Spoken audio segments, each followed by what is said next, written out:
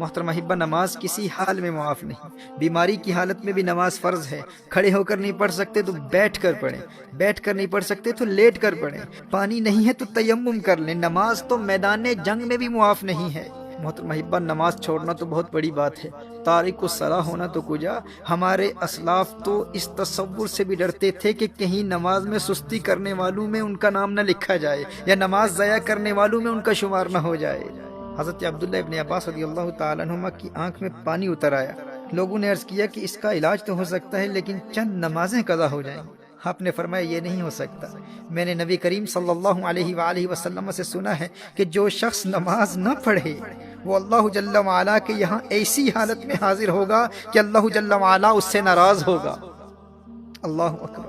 کہا کہیں میرا اللہ ناراض نہ ہو جائے۔ حدیث شریف میں آتا ہے نا کہ من لقی اللہ وہو مودع للصلاۃ، جو اللہ جل وعلا سے یوں ملاقات کرے کہ وہ نماز کو ضائع کرنے والا ہو تو اللہ جل وعلا اس کی کسی نیکی کی پرواہ نہیں کرتا۔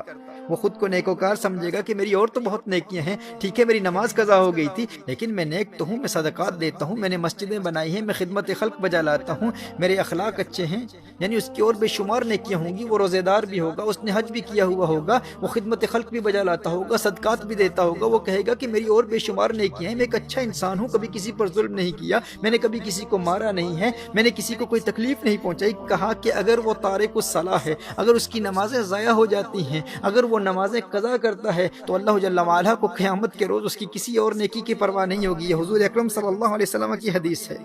اور ایک حدیث شریف میں آتا ہے من ترک الصلاۃ لقی اللہ وہو علیہ غضبان۔ اللہ اکبر!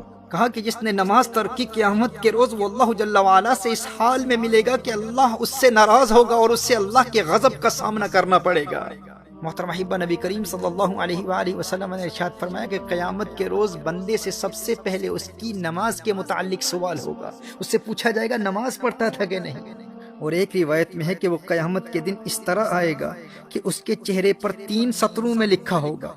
پہلی سطر میں لکھا ہوگا اے اللہ کے حق کو ضائع کرنے والے، اور دوسری سطر میں لکھا ہوگا اے اللہ کے غضب کے ساتھ مخصوص، اور تیسری سطر میں لکھا ہوگا کہ جس طرح تو نے دنیا میں اللہ کے حق کو ضائع کیا اسی طرح آج تو اللہ کی رحمت سے مایوس ہوگا، آج تو اللہ کی رحمت سے مایوس ہوگا۔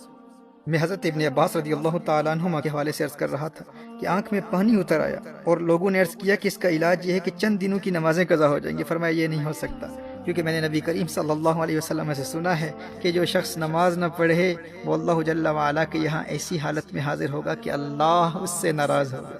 محترم احبہ، اگرچہ ان کے اس عذر کی وجہ سے نماز چھوڑنا ان کے لیے جائز تھا، وہ اس عذر کی وجہ سے ہرگز تارک الصلاۃ نہ ہوتے، لیکن انہیں اس بات کا خوف تھا کہ کہیں نماز ضائع کرنے والوں میں میرا شمار نہ ہو جائے۔ اور ایک روایت میں تو آیا ہے کہ انہیں کہا گیا کہ آپ کی نمازیں قضا نہیں ہوں گی، بس 5 دن زمین کے بجائے بلند لکڑی پر سجدہ کرنا ہوگا، یعنی زمین پر سجدہ نہیں کر پائیں گے، سجدہ کریں گے لیکن بلند لکڑی پر سجدہ کرنا ہوگا۔ تو حضرت عبداللہ ابن عباس رضی اللہ تعالیٰ عنہما نے ارشاد فرمایا 1 رکعت بھی اس طرح ادا نہیں کروں گا۔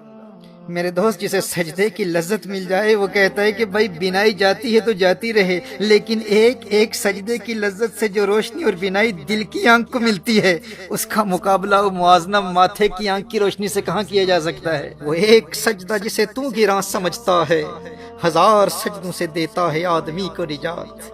وہ سجدہ روح زمیں جس سے کانپ جاتی تھی اسی کو آج ترستے ہیں ممبر و محراب۔ ویسے تو مسجدوں میں ہزاروں سجدے کرنے والے ہوتے ہیں، لیکن جس سجدے کو آج ممبر و محراب ترستے ہیں وہ سجدہ کون سا ہے؟ یہ وہ سجدہ ہے جو اس قدر انہماک قلب اور حضوری قلب سے ادا کیا جاتا ہے کہ بندے میں ایسی انقلابی روح پیدا کر دیتا ہے کہ بندہ در در کی ٹھوکریں کھانے سے ہمیشہ ہمیشہ کے لیے آزاد ہو جاتا ہے۔ در در دیے در در نالوں در بن جا ایک دردا، چول کتا کیوں اخویندائیں در بن وقتاں وردہ۔ جب وہ ایک در کا در بن جاتا ہے پھر اللہ جل وعلا اسے در در کی در در سے ہمیشہ ہمیشہ کے لیے آزاد کر دیتا ہے۔ جب وہ اللہ کی بارگاہ کا منگتا بن جاتا ہے پھر کسی اور کی بارگاہ میں جولی پھیلانے کی حاجت کبھی پیش نہیں آتی۔ در در دیے در در نالوں در بن جا ایک دردا، چول کتا کیوں اخویندائیں در بن وقتاں وردہ۔ وہی سجدہ ہے لائق اہتمام کہ ہو جس سے ہر سجدہ تجھ پہ حرام۔